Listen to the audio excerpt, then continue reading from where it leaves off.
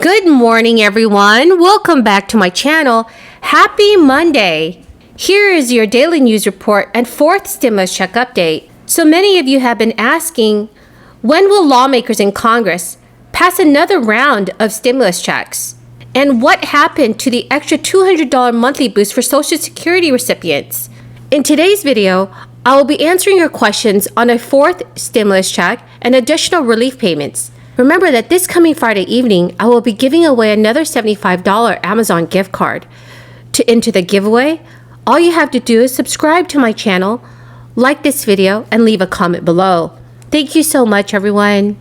A new Data for Progress poll that was just released showed that 57% voters are in favor of Congress passing more stimulus payments for millions of Americans. Over 2/3 of Democrats and half of independents would like to see the passage of stimulus focused on jobs, child and elder care, and infrastructure. Data for Progress also found that support for these measures was most common among younger voters.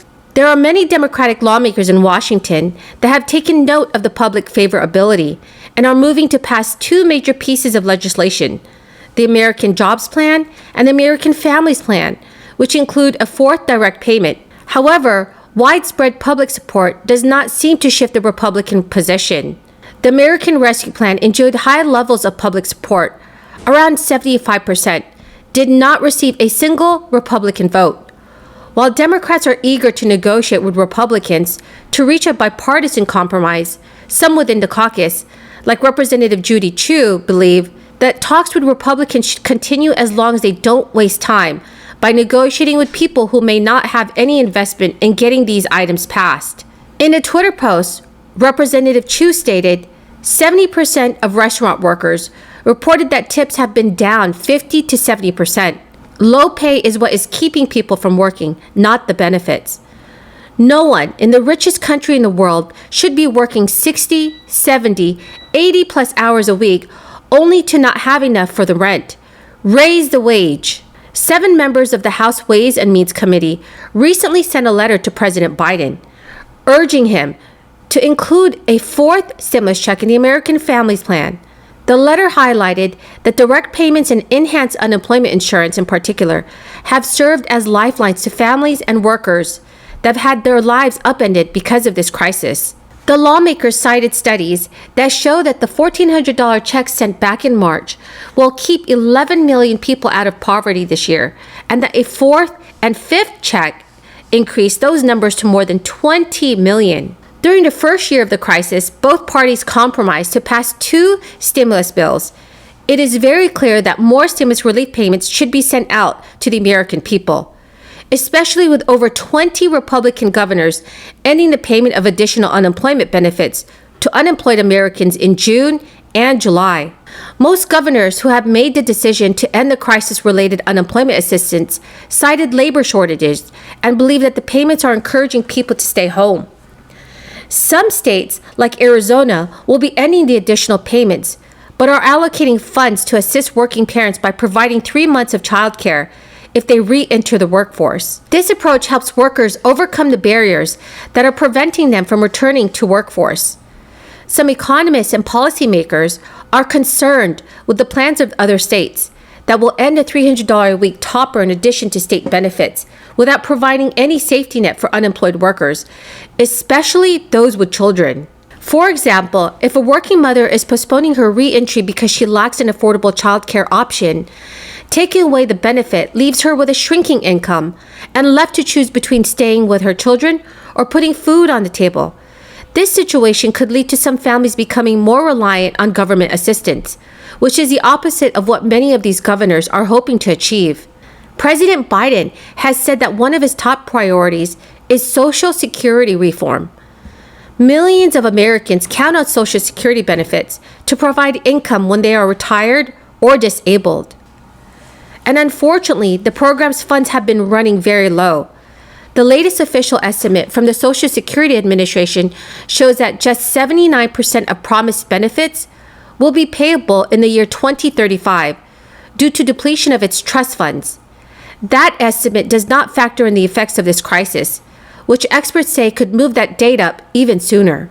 Biden proposes changing the measurement for annual cost of living increases to the Consumer Price Index for the elderly, which could more closely track the expenses retirees face. Under his plan, eligible workers would get a guaranteed minimum benefit equal to at least 125% of the federal poverty level. People who have received benefits for at least 20 years would get a 5% bump.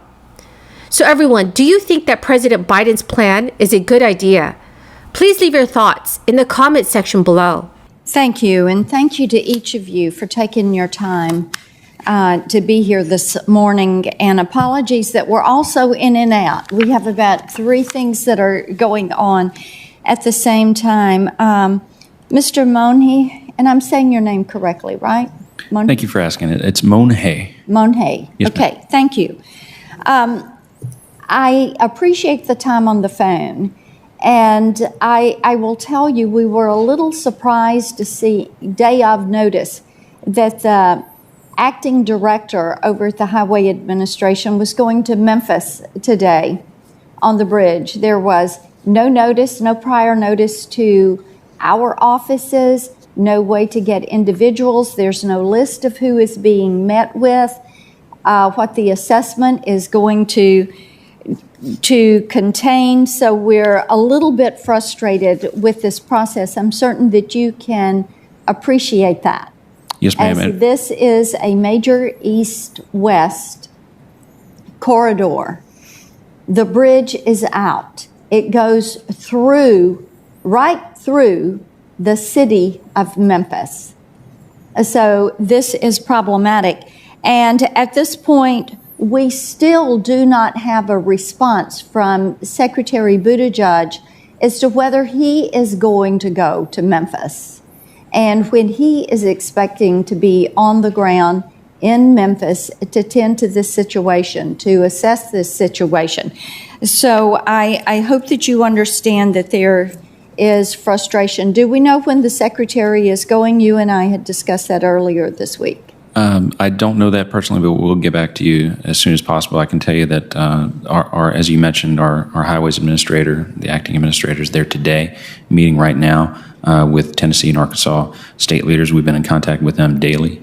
Worked with the Coast Guard to reopen the river, which is a critical way to get supplies up and down the chain. Worked very quickly with the Tennessee Department of Transportation to, I believe they let a contract on Friday, awarded it on Monday. We were able to expedite that. They did that on Monday. Yes, that ma'am. is correct. Yeah. That was So done we're Monday going to do afternoon. everything we can. So, but when we spoke with the Secretary on Friday, we were a bit frustrated that there was not an awareness. So that is the end of the video for this morning. I hope you found this video helpful today.